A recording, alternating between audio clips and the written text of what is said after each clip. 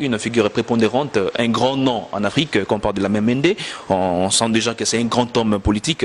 Alors, pour ceux qui nous suivent en ces moments, qu'est-ce que vous pourriez leur dire? Qui est exactement la mère Mende? Eh bien, je suis un parlementaire congolais et mandataire dans une entreprise congolaise, lumumbiste, de conviction, depuis toujours. Qu'est-ce que je dirais? Ancien vice-premier ministre, ancien ministre, élu, réélu à 3 reprises au Parlement, c'est tout ce que je suis. Très bien, vous avez compris, vraiment, il a vraiment beaucoup de titres dans son actif. Alors, on ne sait pas, on est dans la rétrospective. Alors, le peuple congolais, garde-vous l'image d'un défenseur acharné de l'ancien président Joseph Kabila. Comment justifiez-vous aujourd'hui au sein de l'opinion congolaise votre revirement au sein de l'Union sacrée de Félix Tshisekedi? Est-ce que dans une certaine mesure, M. Lamemende, on peut dire que c'est une trahison au devant de votre ancienne autorité morale du FCC? C'est une mauvaise perception des choses et un abus sémantique de votre part. À aucun moment je n'ai eu l'impression d'être au service de l'individu Joseph Kabila.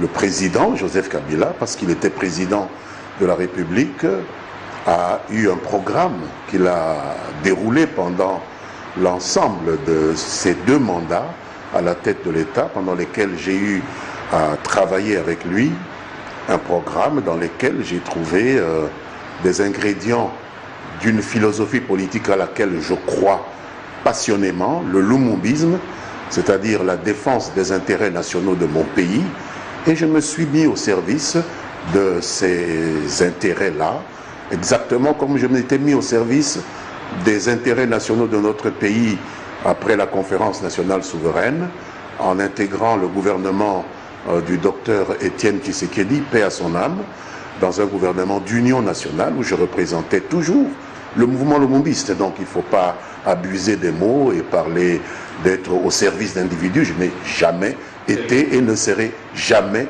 au service d'individus. Je suis au service de l'idéal nationaliste, au service de l'idéal de ma patrie.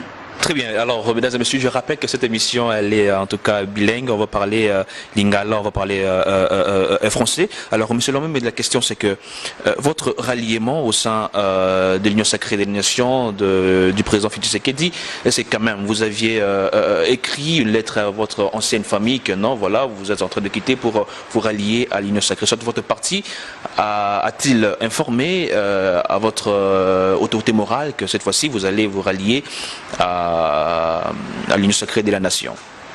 Je vous rappellerai, cher ami, que c'est mon parti qui a adhéré à la vision du président Tshisekedi. Alors, à qui vouliez-vous que je fasse cette correspondance dont vous parlez? C'est mon parti, la Convention des Congolais Unis et Alliés, qui a adhéré à la vision de l'Union sacrée. Quant au Front commun pour le Congo, auquel nous avions été membres auparavant, c'était une plateforme électorale qui nous avait mis ensemble, et pour des raisons que j'ai eu à expliquer à l'opinion, des raisons de casting autour du président Joseph Kabila, un homme pour lequel j'ai gardé le plus profond respect, mais il y avait un problème de casting qui ne nous permettait plus d'évoluer autour de lui. Je vous rappelle quand même le poste que j'occupe ici, de PCA des lignes maritimes congolaises. J'y ai été proposé par Joseph Kabila, bien que ce soit le président Félix Tshisekedi qui m'y a nommé. C'est au moment où il y avait encore l'alliance FCC-CACH.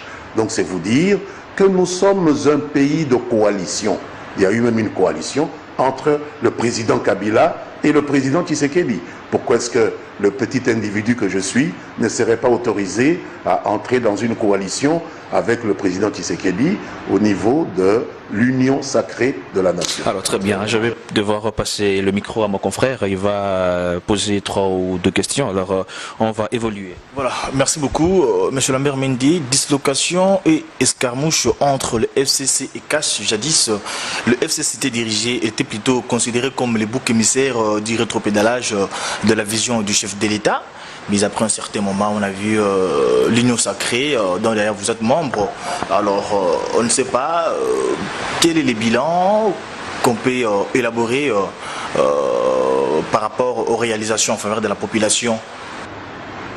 Pour ma part, je considère l'Union Sacrée, et c'est l'explication que le président Tshisekedi a eu l'amabilité de me donner lorsqu'il m'a reçu et qui m'a déterminé à convaincre tous mes collègues parlementaires du parti que je dirige à adhérer à cette vision.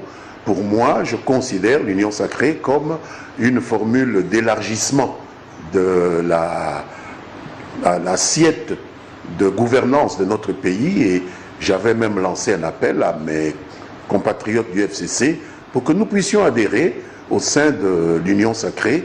Et je ne vous surprendrai pas en vous disant qu'il y a aujourd'hui plus de membres de l'ex-FCC, en tout cas si vous prenez une institution comme le Parlement dans lequel nous siégeons, il y a plus de membres, de parlementaires de l'ex-FCC au sein de l'Union Sacrée qu'il n'en est resté dans le FCC qui est dans l'opposition aujourd'hui. Alors de quoi parlons-nous? Monsieur le maire Mende, en fait, j'espère bien que l'Union Sacrée a été instaurée juste pour répondre aux attentes de la population congolaise, parce qu'il y a pas mal de gens qui souffrent dans notre pays. Alors jusque-là, les gens se posent des questions. Mais l'Union Sacrée, jusqu'alors, c'est quoi les bilans à mi-parcours? C'est ce que les gens peuvent retenir comme réalisation par rapport à la manœuvre que fait l'Union Sacrée? Le service du peuple, cher ami, en termes de développement ou d'émergence, n'est pas une génération spontanée. Pour parler un peu comme tout le monde, ce n'est pas un miracle. C'est un processus qui doit être mis en œuvre. Et je pense qu'il y a des prémices qui sont annonciateurs des faits qui peuvent être positifs dans un délai raisonnable. Aujourd'hui, il y a une meilleure maîtrise des finances publiques, c'est déjà un élément important, parce que sans moyens financiers, vous ne pourrez jamais faire le bonheur du peuple, autrement qu'en parole. Il faut d'abord améliorer la collecte par l'État de ses propres moyens d'action, qui sont les recettes publiques, les recettes du Trésor. Aujourd'hui, il y a un peu plus de discipline dans l'affectation, la gestion des finances publiques. C'est un début, et c'est un processus qui ne pourra se terminer que par la mise à la disposition des décideurs de plus de moyens qui peuvent être alloués à ce que nous appelons, vous comme moi, comme des projets de développement du bien-être de la population. Le premier projet étant notamment cette grande politique de la mise en œuvre de la gratuité de l'enseignement primaire. C'est déjà un début. On ne sait pas où nous y arriverons d'ici la fin du premier quinquennat du président et puis la fin du deuxième quinquennat que nous espérons pouvoir lui attribuer. Mais c'est un processus. Donc il faut cesser de considérer le développement comme une génération spontanée de nature miraculeuse. Pas d'eau potable dans beaucoup de quartiers, des embouteillages presque partout, des coupures intempestives. Les embouteillages, parlons-en. Dans une ville comme Kinshasa, congestionnée, les embouteillages sont effectivement un problème permanent, mais vous avez vu qu'il y a un début de solution déjà avec les sauts de moutons, qui sont une réalité aujourd'hui. Si nous avions parlé il y a quelques mois, vous diriez que c'est des chantiers qui ne se terminent pas. Ils se sont terminés, d'autres vont être entrepris. Et je pense que le processus va son bonhomme de chemin. Paris ne s'est pas construit en un seul jour. Parce que ce qui est vrai que la population monte au créneau en criant tout simplement que nous sommes en train de vivre dans la disette totale. Je ne sais Mais pas. si la population n'est pas à l'aise, qu'est-ce que vous voulez que la population dise? La population ne peut dire qu'elle n'est pas à l'aise. Mais les solutions ne peuvent pas être miraculeuses parce que la population se plaint. La solution ne peut venir que d'un processus raisonnable et raisonné. On commence les 1000 pas qu'on peut faire commence par le premier pas. Peut-être que nous en sommes peut-être au deuxième ou au cinquième. Je demanderai donc un peu de patience de votre part pour pouvoir juger à l'heure du bilan si nous avons pu atteindre la moitié ou le quart ou les trois quarts et ainsi de suite. Alors, très bien, nous allons évoluer. Alors, monsieur le maire Mende, votre parti et vous avez toujours été impérialiste. Quel sentiment avez-vous par rapport à la manière soit par rapport à la diplomatie de monsieur Tshisekedi vis-à-vis de l'Orient et de l'Occident. Vous prenez anti-impérialiste. Anti-impérialiste, voilà, c'est ça, anti-impérialiste. Alors, comment jugez-vous la manière de faire des choses de l'actuel président Félix Tshisekedi, sa diplomatie, vis-à-vis de l'Orient et de l'Occident? Mais je n'ai pas de problème. Pourquoi? Nous avons des relations avec tout le monde. L'anti-impérialisme n'implique pas nécessairement que l'on coupe des relations avec ceux que nous considérons comme impérialistes. Encore qu'il faut bien définir cette notion. Même à l'époque où Patrice Lumumba était encore vivant et où nous étions encore des enfants, il y avait dans ce pays une ambassade des États-Unis que l'on considère, que l'on définit souvent comme la pierre angulaire de l'impérialisme. Il faut être en contact avec tout le monde. Le problème que nous souhaitons, c'est que ces contacts-là soient fondés sur l'égalité souveraine entre États. Donc, pour nous, qu'il y ait des relations d'amitié avec l'Orient ou ce que vous appelez l'Occident, pour nous, ce n'est pas le problème. Le problème, c'est que l'Occident ne vienne pas gérer notre pays à notre place. Je n'ai pas l'impression que Tshisekedi laisse la gestion du pays à d'autres. Non, ce n'est pas encore le cas, sinon nous lui aurions dit que nous ne sommes pas d'accord. Parce qu'il y a une question d'un téléspectateur qui m'avait demandé de vous la poser, alors c'est ce que je suis en train de faire, par rapport à tout le voyage de notre président, de l'actuel président Félix Tshisekedi, presque toutes les semaines il est à l'étranger, dans une certaine mesure, est-ce que ce voyage rapporte quelque chose en RDC? J'ai l'impression que oui, parce que nous avons obtenu d'un programme avec le Fonds monétaire international un soutien qui nous permet aujourd'hui d'avoir un matelas de réserve qui nous met suffisamment à l'aise par rapport aux réserves de devises dont nous avons besoin pour subvenir à l'essentiel de nos besoins. Nous avons eu dernièrement, avec sa participation au G20 ou à la COP26, des résultats qui nous permettent d'espérer que comme dépositaire d'un des poumons de l'humanité, avec l'Amazonie, nous sommes en train d'engranger des financements ou des contributions de ceux qui sont les plus gros pollueurs de la planète, alors que nous sommes ceux que l'on peut appeler les États, parmi les États solutions, parce que nous sommes ceux qui permettent encore au monde de respirer plus ou moins correctement, sans avoir bénéficié jusque-là de la moindre compensation.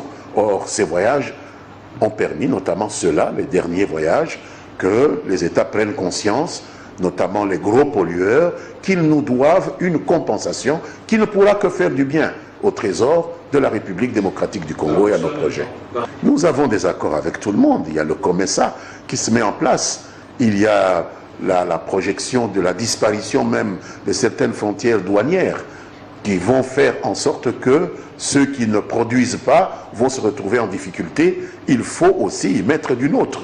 Il ne faut pas attendre que les Rwandais nous fassent des cadeaux ou que nos voisins nous fassent des cadeaux. Nous devons nous aussi produire pour pouvoir leur vendre ce qui nous permettra, nous, de disposer d'un matelas de moyens financiers qui nous permettent de résoudre nos problèmes. Je continue toujours avec les exemples. Par exemple, à nos jours, Rwanda fabrique des ordinateurs, etc. Ils bénéficient de nos ressources naturelles. Mais nous qui sommes propriétaires de ces ressources naturelles, nous sommes encore dans les statu quo. Est-ce qu'il faut encore revoir ces côtés-là? Est-ce qu'il faut encore revoir la manière de faire des choses? Mais ceux qui fabriquaient des ordinateurs jusque-là, ces matières premières venaient d'où? Elles ne venaient pas d'ici? Je ne vous ai pas entendu critiquer le fait qu'ils aient eu à fabriquer des ordinateurs avec nos matières premières. L'essentiel, cher ami, c'est que le Rwanda paye le juste prix des matières premières que nous lui vendons. Et la deuxième priorité pour nous, c'est de pouvoir utiliser ces moyens que nous pouvons percevoir de tels paiements pour instaurer dans notre pays des industries pour transformer nous-mêmes des matières premières. Et je crois avoir entendu le ministre de l'Industrie annoncer qu'il y a un programme d'industrialisation de notre pays. Je pense qu'il y a deux niveaux, donc il ne faut pas revenir à ces cris habituels de dire qu'on ne peut pas traiter avec tel pays, c'est préférable de traiter avec tel autre. Si le Rwanda achète nos matières au prix juste, nous aurons des moyens d'instaurer nos industries de transformation. Il faut que nous-mêmes aussi ayons l'habitude, et ce n'est pas à un État d'instaurer l'industrialisation, c'est aussi le secteur privé. Il faut encourager cela. avec la mise en œuvre des programmes d'excellence dans les universités pour que les jeunes gens puissent avoir de bonnes idées comme les jeunes Rwandais peuvent en avoir aussi aujourd'hui. Merci beaucoup. Avant de passer les micros à mon confrère, alors on va évoluer toujours dans le même cadre. Il y a un adage qui dit Nganga, Ape Saramutu, on dit comment Kisiambon, mais lui-même ne se retrouve pas. Rwanda, pays plus proche de chez nous, et il bénéficie d'une ressource naturelle. Rwanda a évolué, Rwanda, bien que voilà, comme vous pouvez tout dire, etc. Mais nous-mêmes, le grand problème, c'est que pourquoi nous, on ne se retrouve pas? Est-ce qu'il y a un problème d'affectation de tout ce qui Non, je vais vous dire. Est-ce que vous connaissez les deux entités dont vous parlez? Le Rwanda et la République démocratique du Congo. Le Rwanda, quel est l'espace du Rwanda? Même la ville de Kinshasa est plus grande que le Rwanda. Très bien. Alors, le Congo, c'est un continent. Le Rwanda, combien d'habitants? Même la ville de Kinshasa est plus peuplée que le Rwanda. Alors, vous comparez deux choses qui n'ont pas la même dimension. Donc, ça ne peut pas se tenir scientifiquement. Vous ne pouvez pas comparer deux réalités qui ne sont pas comparables. Donc, il ne faut pas nous parler de ces choses-là en ces termes-là. Nous aurons certainement, avec le poids démographique qui est le nôtre, avec l'espace immense que couvre notre pays, nous aurons nécessairement besoin de plus de temps pour développer ce pays, pour faire arriver à chaque foyer congolais le développement que n'en a besoin le Rwanda, qui n'a que peu d'habitants et un espace passablement réduit. Donc je pense que c'est tout à fait, ça coule de source. Donc la simple observation géographique vous permet d'avoir cette lecture plus ou moins contrastée de deux situations qui sont totalement incomparables. Voilà, M. Lambert Mende, je rappelle que vous êtes député national. Alors on va essayer un peu de parler de l'affaire CENI. Ça va que 12 de 15 membres de la CENI ont été entérinés par l'Assemblée nationale il n'y a pas longtemps, mais le chef de l'État a été approuvé entérinement. Pourquoi le chef de l'État ne pouvait-il pas attendre Batouba Koka 15 pour qu'il y ait signé l'ordonnance une bonne fois au lieu d'attendre Batumtu Sonba Bagisama?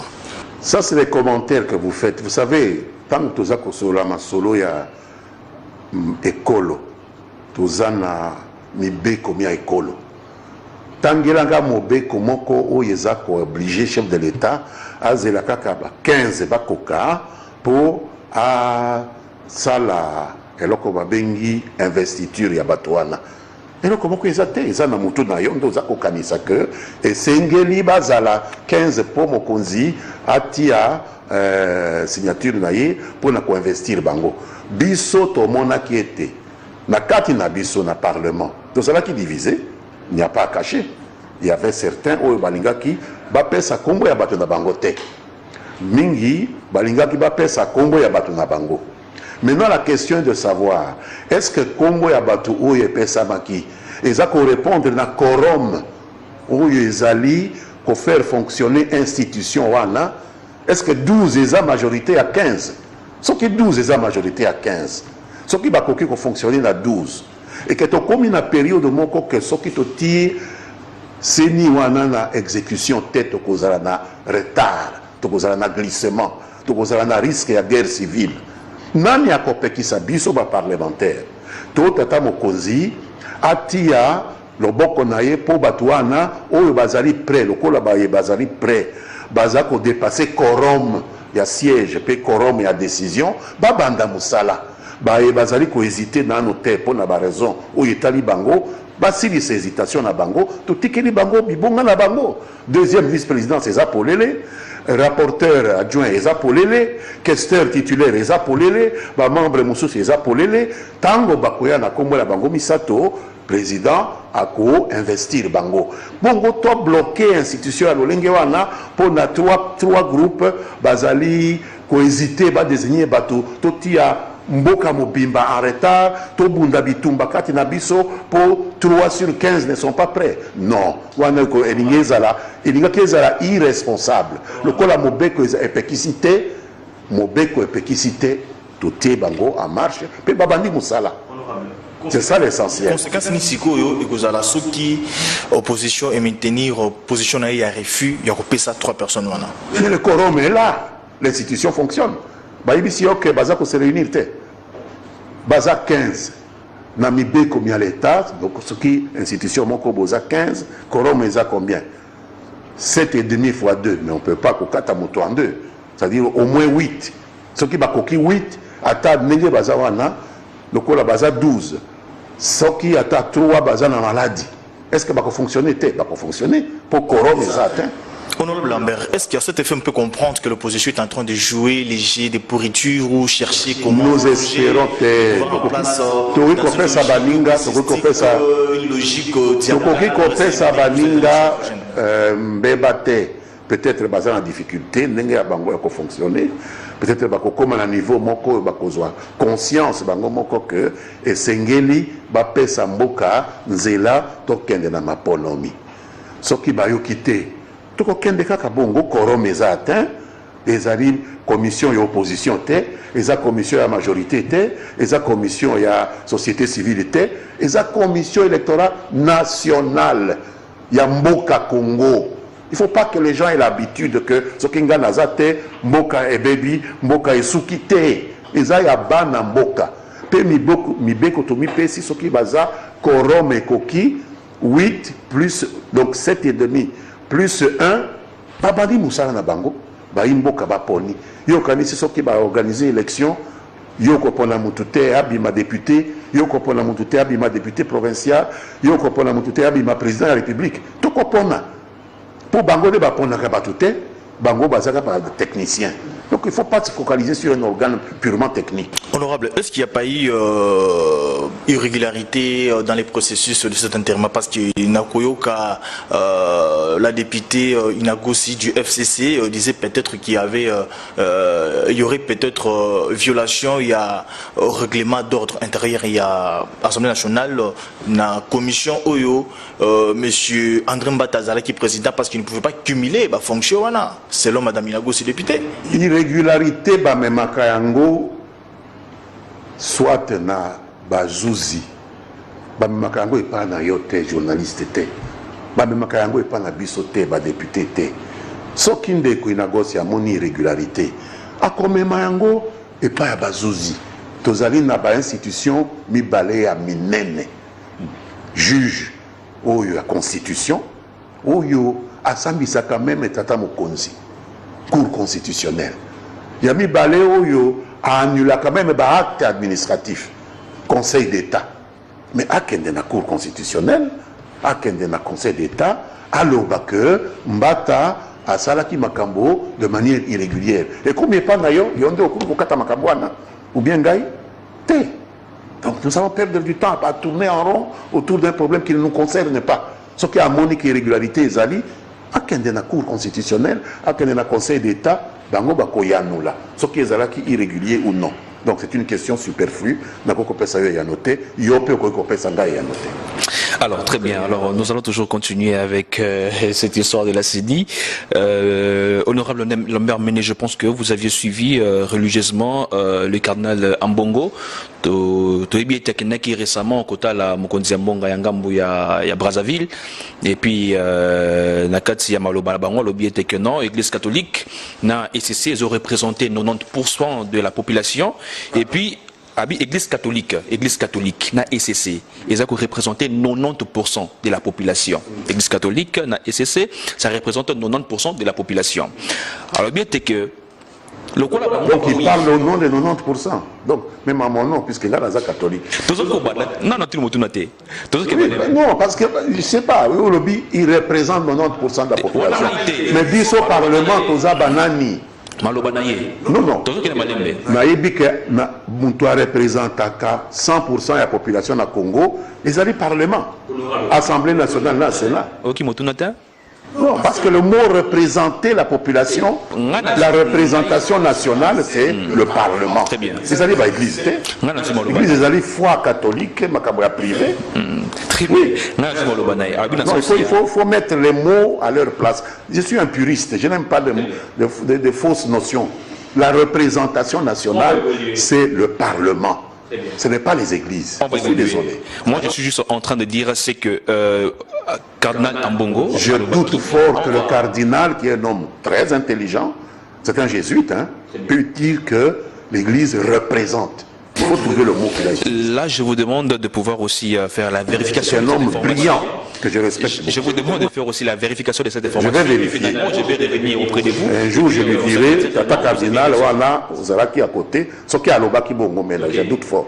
La représentation, ils allaient bisso. Église catholique, dans la vidéo, dans ces émissions de relaxo vidéo, D'accord. bien que non, Église catholique, na SCC, ils ont représenté 90% de la population. Le cas là, baboui, c'est que la population peut aboui. Le cas balobaka. Non. Ça, La c'est voix pas du peuple, possible. c'est la voix de Dieu. Non. Pourquoi Boni n'a pas Déco. La voix du peuple, c'est la voix de Dieu. L'État laïque, Bongo article 1er de la Constitution. Donc, à Bongoli, déjà, la Constitution, beaucoup de considèrent à l'école. Article 1er, la République démocratique du Congo est un État démocratique laïque. C'est-à-dire, il n'y a pas de religion d'État. La voix du peuple, c'est la voix de Dieu, c'est quoi? C'est un proverbe. Alors, mais moi, je vous parle de texte. Je demande au technicien de nous balancer cet élément et puis on va juste se retrouver juste après pour que nous ayons des affirmations par rapport à certaines choses parce qu'on ne va pas verbigérer, on doit, n'est-ce pas, avoir certaines précisions quand nous sommes dit certaines choses. Il faudrait qu'il y ait de preuves justificatives qui va pouvoir nous aider à évoluer. Le choix de celui qui a été investi par l'Assemblée nationale, confirmé par le président de la République, nous, l'Église catholique et l'Église protestante, qui constitue quand même plus de 90% de la population de la République. Donc nous avons dit au président de Tshisekedi, ce n'est pas un bon choix. Très bien, mesdames et messieurs, vous avez compris des retours dans cette émission, vous avez compris, monsieur Lamère Mende, je pense que vous avez suivi cet élément. Il a dit l'Église catholique représente 90% de la population. Mais pourquoi est-ce que le président n'a pas prêté oreille à la majorité qui représente 90% de la population, comme c'était le cas avec Rosa Malonda, tout le monde qui était dans Rosa Malonda, parce que majorité n'zima qui paye comme Non, vous êtes dans le faux. Ndekonabiso présidente et à parlement ya Tangoana, Janine Mabunda. Amemela Kibiso, document, il y a entérinement pour Ndeko Ronsard Malonda, Mutu Moko Likolo ya Bato Zomina Basato. 13. 1 sur 13. Je venais de vous expliquer ici la loi du quorum.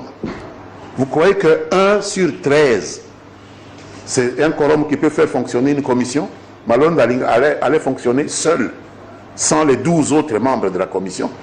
Impossible. C'est ça la première raison. Vous ne pouvez pas venir avec un dossier, là où il faut 13 dossiers, et puis on va discuter utilement. Il n'y a aucune utilité pratique. Comment cette commission va fonctionner? Donc, mon cher ami, mais nous parlons bien de représentation nationale. La représentation nationale, c'est quoi? C'est l'Assemblée nationale et le Sénat. Ce n'est pas les églises. Les églises, ce sont des affaires privées dans un État laïque. Nous ne sommes pas un État confessionnel. Comme l'Iran, c'est un État confessionnel. Donc nous sommes un État laïque. Alors ne mêlez pas les histoires de l'État avec les convictions privées qui sont les nôtres comme croyants. L'archevêque peut dire qu'il y a plus de catholiques, plus de protestants dans la société congolaise. Mais s'agissant des affaires de l'État, le peuple congolais a choisi ses représentants. Et rien n'empêche les évêques d'être candidats aussi pour être députés. Si parmi les députés, il y a plus de catholiques, eh bien il y aura des lois qui vont permettre à ce que ces catholiques-là imposent la vue de la majorité. Donc la majorité des Congolais, ce sont les gens qui sont représentés au Parlement, mon ami. Arrêtez de jouer avec les mots. La représentation du Congo, c'est les députés nationaux et les sénateurs. Je pense que le message est passé, mesdames et messieurs, vous avez compris, n'est-ce pas, ma question, et puis vous avez aussi entendu la réponse de l'honorable Lamère Mende. Alors nous allons toujours continuer avec la CENI. Monsieur Lamère Mende, comment entrevoyez-vous même personnellement les élections en 2023 sans l'assistance de l'Église catholique? Parce que nous savons tous que l'Église catholique joue le rôle, il y a témoin pendant les élections, puis rappeler que les élections soient crédibles. Comment est-ce que vous pensez en 2023 sans l'Église catholique et les CC, il y aura des élections mais ils n'ont pas dit qu'ils ne vont pas assister. D'abord, eux-mêmes. Mais eux-mêmes sont électeurs ou pas? Non, d'abord. Est-ce qu'ils sont électeurs ou pas? Vous voulez dire qu'ils ne vont pas participer aux élections? Ils sont des électeurs, comme vous, comme moi. Quel est le problème? Parce que maintenant, nous sommes en train de remarquer... Parce que le président ne leur plaît pas, ils ne vont pas participer aux élections. Ils participeront aux élections, comme tout le monde. S'ils veulent faire de l'observation, ils se feront inscrire à la CENI avec leur groupe d'observateurs. Ils vont faire de l'observation. J'encourage même qu'ils puissent faire de l'observation, puisque maintenant on dit que même nous allons essayer d'obtenir même l'observation internationale. Pourquoi pas l'observation de nos frères? Simplement parce qu'ils sont dans les églises avec lesquelles on a eu à un moment un débat comme celui-là. Non. Voter, c'est un droit, mais participer, assister aux élections, ce n'est pas une obligation. UP, vous n'êtes pas... Mais bien sûr, mais c'est leur droit, même ne pas voter. Ce serait leur droit. Sinon, ce ne serait pas une démocratie si on les oblige. Il ne faut pas donner aux gens un rôle qui n'est pas le leur. Merci beaucoup, honorable. Honorable, il y a un bloc, les blocs patriotisme, qui est composé de Lamouka, bon, en fait, disons, Fayoulou, Mouzitou, Kabila, et ça semblerait que Moïse Katumbi aussi. Kabila. Selon les informations. Donc, ah bon, moi je suis pas au courant. On prend le FCC. On prend le FCC. Qui les a représentés? Les blocs patriotisme. Mais qui les a représentés? Les gens du FCC, il y a Inago qui était par là. C'est Inago qui maintenant qui est chef du FCC. Mais ils ont dit par rapport à la marche prévue. Moi je connais l'honorable Néhémie Mouilagna et je connais un comité de crise qui est dirigé par Raymond Chibanda. Mais si c'est des individus maintenant, si n'importe quel individu, excusez-moi, si c'est n'importe quel individu dans le FCC qui devient représentant du FCC, nous sommes dans l'anarchie. Je ne suis pas intéressé par leur conflit, parce que je les ai quittés. Mais si c'est des individus qui sont maintenant, que vous mettez en branle maintenant, si Raymond Chibanda est contesté, pourquoi c'est pas Néhémie qui a pris cette décision? Et en fin de compte, c'est Néhémie Mouilagna qui est le coordonnateur, à ma connaissance. Alors de quoi parlons-nous? Et le chef de cette composante-là, c'est Joseph Kabila. Est-ce qu'il a dit quelque chose dans ce sens-là? Vous parlez des opinions personnelles. Vous parlez des opinions personnelles sur lesquelles je ne voudrais pas me prononcer. Honorable, peu importe. Vous ne voyez pas qu'entraînement, il y a Batouassini, donc parce que tout le monde va se contester Yango. Tout le monde, pas moi en tout cas. Presque. Comment presque? Mais puisque sur 15, il y a 12 qui ont accepté. Comment 3 peuvent devenir, excusez-moi, comment 3 sur 15 peut devenir tout le monde? Et les 12 alors, ça serait qui? Ça serait moins de monde? 12 est moins important que 3. Nous prenons la Mouka. Nous prenons une partie du FCC dont j'ai vu M. Félix Kabange ainsi que ses collègues. Nous prenons... bon, allons-y point par point. La Mouka, c'est un parti. Ouais. Il y en a combien au Congo? Donc la Mouka a pris position, donc c'est tous les partis. Allons-y. FCC. Il y a combien de députés FCC? Puis ça se passe au Parlement. Quand nous étions dans le bloc uni de FCC, à peu près 300, je ne sais pas moi, 50. Aujourd'hui, nous avons au moins 250 FCC qui sont dans l'Union sacrée. Donc c'est la centaine là qui devient la majorité, et nous les 250 qui sommes dans l'Union sacrée, nous devenons la minorité. Comment vous calculez les choses, vous? Vous dites tout le monde. C'est pas un peu abusif? C'est de l'abus. Sachons de quoi nous parlons. Il y a ceci. 12 de ces 15 membres ont été intérinés, bien sûr. Bien sûr. Mais quand nous voyons l'Union sacrée, nous voyons dans l'opposition la Mouka. À part la Mouka, nous voyons apparemment ils sont en train de travailler maintenant en synergie avec l'Église catholique. Il y a de l'autre côté Moïse Katumbi qui intervient. Mais c'est la démocratie. Et Moïse Katumbi ne s'est pas prononcé. Il ne faut pas lui faire dire. Il ne s'est pas prononcé, mais quelques-uns de ses députés se sont prononcés. Mais où est le problème? N'empêche que son groupe ne s'est pas encore prononcé. C'est lui le chef du groupe. Alors, vous êtes en train de créer des situations qui n'existent pas encore. Vous voulez que je commente des événements qui ne sont pas encore advenus. Moi, je n'ai pas cette science imminente, divinatoire, là, non. Pose une question à répondre par oui ou non. Et Tokata émission Nabiso, honorable Lambert Mende, êtes-vous pour les élections en 2023? Oui ou non? Oui. Merci. Alors très bien, mesdames et messieurs, je crois que vous vous avez compris la quintessence de cette émission, surtout quand l'émission se passe avec l'honorable Lambert Mende. Il y a à boire et à manger. Je vois qu'il nous reste pratiquement 5 minutes avant que nous clôturions cette émission. Alors, je crois que vous avez déjà clôturé, mais vous allez me permettre de poser la toute dernière question. Oui. Alors, Monsieur Lambert Mende, on vous a vu récemment partir chez l'inspecteur général de l'IGF. Est-ce que vous êtes présenté justement comme le PCA de la LMC, ou soit il y avait d'autres choses que nous, on ne connaît pas? Je suis PCA de LMC, naturellement, une entreprise qui manipule des fonds de l'État. Je suis parlementaire également, qui est en position d'observation sur le travail que font les institutions. Mais je suis allé voir l'inspecteur général des finances à ma demande, avec le directeur général de LMC, pour essayer d'échanger avec lui sur des gros projets. Nous avons de très gros projets ici, de relancer cette entreprise, c'est-à-dire acheter des navires.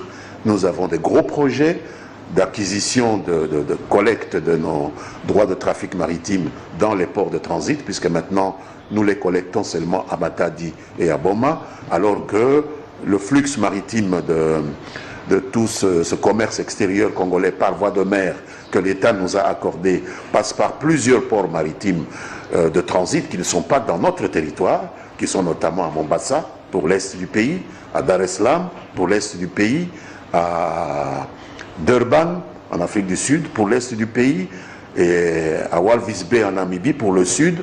Et donc nous mettons en place des services de collecte de moyens qui vont essayer de booster notre entreprise publique. Alors, notre conseil d'administration a estimé qu'il fallait, dans la mesure où nous voulons ressusciter cette entreprise, que nous puissions nous familiariser avec les bonnes manières de faire lorsque nous collectons de l'argent qui appartient à l'État, comment nous pouvons utiliser cet argent, qu'est-ce qui doit revenir au trésor public, qu'est-ce qui doit être réinvesti dans l'acquisition de nos équipements, de nouveaux navires. Nous voulons financer des équipements multimodaux, notamment des camions, installer des ports secs un peu partout, et donc des échanges avec les experts, comme le ministre des Finances, comme l'inspecteur général des Finances, vont être réguliers de notre part au fur et à mesure que nous mettons en place ces nouveaux mécanismes de gestion financière des lignes maritimes congolaises auxquels nous voulons donner la santé qu'avait la CMZ à l'époque, avec 10 gros navires, etc. Voilà. Nous sommes ambitieux et nous prenons conseil auprès des experts.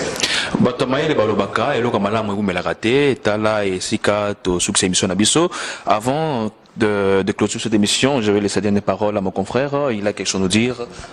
Voilà, je te remercie à tous ceux qui nous ont suivis en ce net moment, voilà, et pour tous ceux qui mettaient aussi levé de nous suivre sur le net. Nous sommes sur Touche à Tout TV officiel, mais aussi sur King 24 Télévision chaque vendredi à 17h50. Merci beaucoup. Très bien, merci beaucoup. Alors, honorable Lambert Mende, qu'est-ce que l'émission Touche à Tout pourra retenir de votre passage?